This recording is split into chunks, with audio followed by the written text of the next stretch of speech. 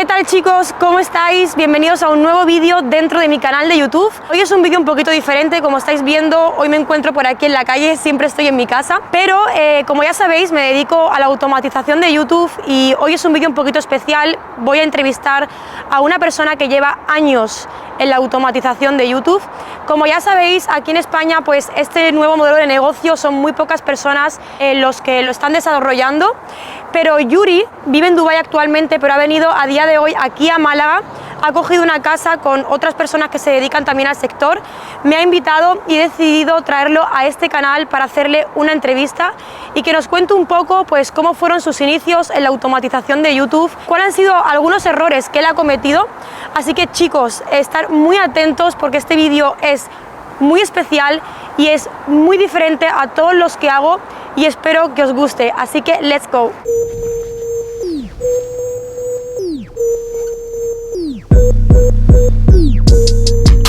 Bueno chicos, ya hemos recogido el coche, vamos a ir a ver a Youri, que por cierto, mirad el coche, qué bonito, el Maserati del concesionario de Minas Car, os lo recomiendo, echarle un vistazo a la página web, os la dejo abajo en la descripción del vídeo, vais a flipar con los coches que tiene, así que nada, hoy hemos recogido este, la verdad que es precioso, y nada, vamos a ir a ver a Youri. Como os dije, al final pues siempre me estoy relacionando con personas, grandes resultados. Una de las cosas que al final siempre me ha hecho llegar a mí a día de hoy, aquí a donde estoy, es siempre pues relacionarme con personas del sector, con personas que al final pues ya sean pues que emprenden otros negocios online o al final pues se dedican a lo mismo que yo. Al final es súper importante con las personas que te rodeas. Yo hace años atrás pues siempre me rodeaba con personas que al final pues no tenían ambiciones en la vida, que no tenían metas, no sabían hacia dónde ir. Y bueno, pues hoy tengo el placer de poder ir a conocer a las personas que se dedican a la automatización de YouTube, que al final es a lo que yo me dedico. Como dije al principio del vídeo, vienen de Dubái, han alquilado una casa aquí en Málaga. La verdad que voy a aprovechar para ir a verlos, para conocer un poco pues, su experiencia, su historia y sobre todo estar siempre aprendiendo. Siempre hay que estar aprendiendo, chicos, nunca puedes dejar de aprender, porque si te digo una cosa, cuando dejas de aprender, al final te estancas. Mira, una vez un mentor me dijo: Carlota, dime con las 5 personas con las que más tiempo pasas a día de hoy.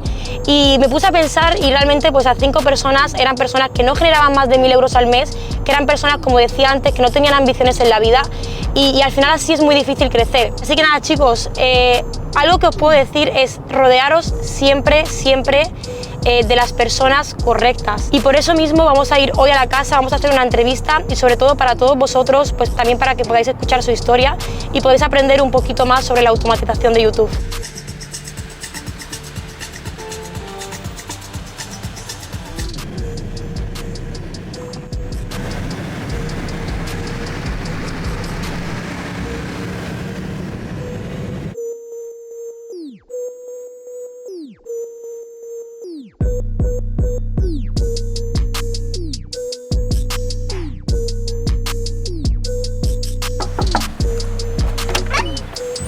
Hi. Hola, ¿Qué tal? Nice to meet you. Buah, mirad qué guapada la casa. Mirad qué chula. It's a bit windy, but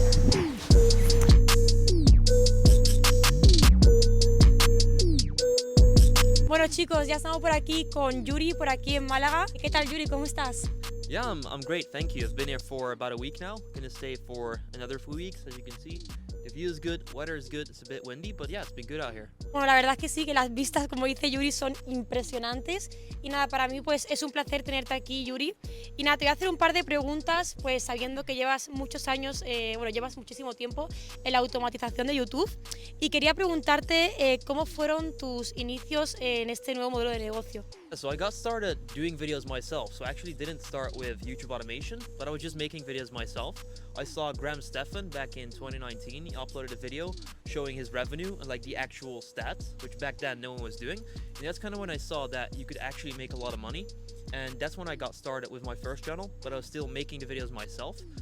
So just real quick, I started that January 2019, and then it took me 6 months of uploading pretty much daily to get monetized because I was a complete beginner. So I had no clue how it worked, and then slowly but surely I started figuring out how it works, and then I got monetized in June 2019, and then in August, September, I was making $100 a day with that channel, and that just kind of continued to do so. And then in the beginning of 2020, I started one of the search-based channels that is now my biggest channel, and that one really took off in 2020. We just started making more and more money every single day during the pandemic, basically, when everyone's stuck at home. So the channel really exploded, but I was still making videos myself. And then in the summer of 2020, I saw people on Instagram like posting about YouTube automation and this and that. So then I started figuring out, okay, what is it? And then I sold the first channel that I started, so the one from 2019, to a person that did YouTube automation. So I sold the channel, and then that person had a course. So I asked the course for free, plus just a normal amount for the channel. And then I had the course, and that's kind of when I figured out, okay, outsourcing, it's not that complicated. So then I slowly started shifting from making videos myself to doing a YouTube automation thing, and that's kind of when I started going with that. So that's how I figured out about YouTube automation. Bueno, al final es súper interesante escuchar tu historia, Youri, porque al final pues a mí me pasó un poco igual también. Yo tardé como algún tiempo en monetizar mi primer canal. Mucha gente al final se piensa que empiezas en la automatización de YouTube y todo es cuesta arriba, pero como tú has dicho, al final pues ha tardado un poquito y también hay momentos en el cual pues las views bajan, es normal, pero al final todo pues al final es el juego, ¿no?, de la automatización de YouTube. Y como siempre digo, la constancia es una de las cosas pues más importantes en la automatización de YouTube. Y aquí tenemos un ejemplo que al final, pues gracias a su constancia, pues a día de hoy ha conseguido pues vivir 100% de ello. Así que otra pregunta que te quería hacer, Youri, es ¿cuántos canales tienes a día de hoy? Yeah, so as of right now, I don't think it's very important to look at the amount of channels, because if I open my YouTube studio, they're like maybe 12, 15, but not all of them succeed. So the ones that currently bring in the most revenue, it's about 3 channels. But I want to expand that a bit more and then also grow the current ones. I always used to think that it would be better to have, let's say, 2 channels that would make a lot of money than have 10 or 20 that would make less, because I see a lot of people on Instagram, like I have 9 channels and this and that. And I used to think that's not that impressive. It's better to have a few. But recently there are a lot of things going on, and the internet is kind of shaky, so then if one of the channels basically gets banned or anything like that, you lose a lot of the income. So I want to expand a bit more, but currently it's about 3.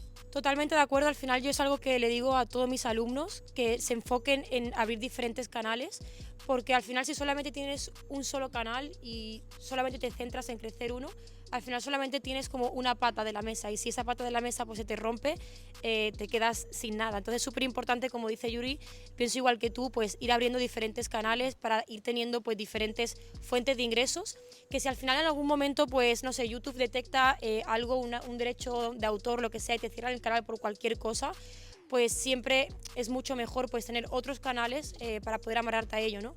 Y al final, como dice Youri también, pues centrarte sobre todo en canales que al final pues te generen ingresos. Yo personalmente, Youri, también tengo, bueno, a día de hoy tengo 5 canales y a día de hoy mis 5 canales me generan solamente 4 de ellos, porque uno pues todavía no ha monetizado, pero he cerrado muchísimos canales yo también por eso mismo, porque los tenía allí, al final no me generaban buenos ingresos y he tenido que eliminar canales y quedarme realmente con los canales que sí estaban funcionando.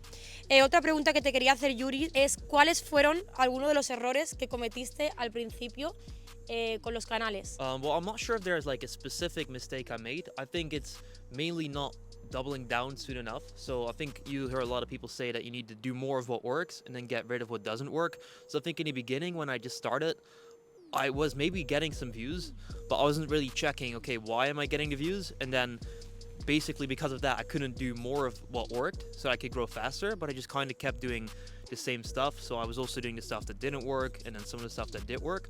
And basically the mistake I made there in terms of channels itself is not doubling down soon enough. So looking at the data, figuring out, okay, this works, this doesn't work, and then getting rid of what doesn't work and then doing more of what works. So that could be, for example, specific intros or specific thumbnails, could basically be any element within YouTube. So let's say that green thumbnails on a specific channel work the best and red thumbnails work really bad, but then I just basically continue to do the same thing, where I should have made more green and get rid of the red ones. So just to kind of break it down, it's mainly just not doubling down soon enough.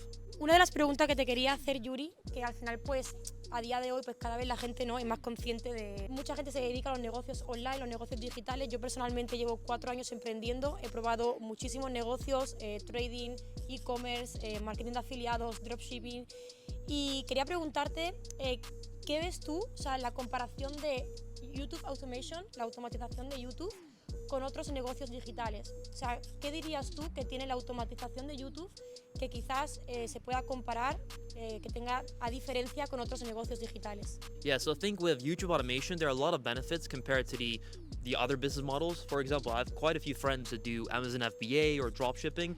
The ones with Amazon FBA, or maybe people that have their own warehouses, they have to first of all order all of the products that come in, they have to sit on it, they have to sell it, and then they can reinvest. Whereas with YouTube, it's much more direct. You can make a video right now or outsource the video, you upload it, and then right away you can start making money. So it's very direct. Plus, if you look at all the other business models, you don't really have to handle a lot of different things. You don't have customer service, you don't have to build a web page and all this kind of stuff. You just upload a video. If it does well, you get money back in return. And that's basically all that's needed. You don't need to go and sell to people, handle with like logistics and this and that. So it's just a very simple model where you just upload a video.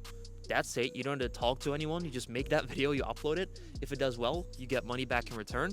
And then that's basically it. There's nothing else in between that stands from you uploading a video and then getting money back in return. So for me personally, I think that's the main benefit. That's mainly why I like it. Since I don't really like calling with people and then you have to wait on them and then this and that. It's just like a bunch of back and forth. Whereas with YouTube automation or just YouTube in general, you can just upload a video, it makes money, and then you get paid the money, and then you just basically do that over and over again. So it's really easy and direct business model. Como decía, yo llevo 4 años probando negocios online, he probado de todo, dropshipping, e-commerce, trading, marketing de afiliados, y de verdad, chicos, siempre lo digo también por mis historias de Instagram cuando la gente me pregunta, o sea, realmente ni la libertad que te va a dar la automatización de YouTube, la escalabilidad que tiene, los márgenes de beneficio, al final no tienes que lidiar con clientes ni con productos y sobre todo, y para mí lo más importante, al final lo delegable que es, ¿no? El poder delegar eso en otras personas y al final pues tener la libertad que al final todo es lo que estamos buscando. Otra pregunta que te quería hacer también, Youri, es ¿qué le dirías a una persona que nos está viendo aquí ahora mismo en el canal y recién pues está comenzando o bueno, quiere empezar la automatización de YouTube? ¿Qué le dirías a esa persona como consejo que acaba de empezar? I think the biggest thing is make sure your videos are good and make them better all the time. I think at the end of the day, there are so many different things that people focus on. It's like little thing here, like little like title thing and this and that. But at the end of the day, if your videos are good, you'll win. And then if you're not winning, your videos aren't good or you're too early in the process. So I guess all I could say is become obsessed. For example, if you look at Mr. Beast, he doesn't do YouTube automation, but he does YouTube. I guess we can say he does it very well. All he cares about is making the best video, and then all of the other stuff is basically a byproduct. It comes from him making the best video, whereas a lot of people right now, especially because it's a business model, YouTube automation, they get into it to make money, but they kind of forget the part where you need to make good content in order to get a lot of views. So if you just simply focus on making the best videos, and by best videos, I don't mean 4K, like quality or like this and that, 60 FPS. No, it's just basically getting the highest watch time and highest CTR. In YouTube's eyes, that's the best content and that will get pushed more. So I guess focus on making the best videos and realize that if you're not getting views, it's not because YouTube doesn't like you or you're not getting pushed or the algorithm hates you or anything like that. Your videos just aren't good enough, or once again, you're too early in the process. If you just started, you uploaded 4 videos and you have 100 views, maybe your videos are good, but you're just too early in the process. So make sure to become obsessed with making better videos, even if you're already getting views. Keep improving, so look at your data, use the YouTube Studio, and then once again, figure out what works, do more of it, and then get rid of what doesn't work. So mainly, if you just focus on making the best videos, improving your watch time and CTR, you will win at some point. If you just keep doing that, you will win at some point. Bueno, y la pregunta que seguramente muchas personas se estarán haciendo ahí detrás de cámara es, Youri, ¿cuánto dinero, cuánto estás generando a día de hoy en total con todos tus canales? Yeah, so obviously it kind of fluctuates all the time, month per month, but usually it's at least around 30,000, and then sometimes it goes up. For example, right now it's November, it's Q4, so most of the time advertisers are spending more money, so then it might end up being a little bit more, maybe towards 35-ish, but usually it's very steady because of the search-based channels, so the videos just rank and then it just kind of continues to rank. So usually steadily it brings in about 30 up to 35K per month. O sea, tú podrías decir, Youri, diciéndome que estás ganando pues estas cantidades de dinero, podrías decir que realmente, bueno, piensas que el dinero te da la felicidad. Well, it's a tricky question. It's not a direct yes or no. I think if you just have money and that's it, will you be happy? No, probably not. But the thing is, money buys you certain stuff. For example, right now, I'm able to hire this place for the entire month, which costs quite a lot of money. But then I can bring my friends out. I can meet other people like you, for example. So directly, the money itself, probably not. That doesn't do much. But it's the things that you can do with money that could definitely help you with that. But if you just use money as the only element, probably not. But it's not the only element you have, so you can do a lot of fun stuff with it. You can help your family, friends, you can do a lot of stuff. If I wouldn't have money, I'd probably be somewhere else right now doing stuff I didn't want to do. So if you look at it in that way, I think it definitely does bring you happiness. If you use it the right way, obviously.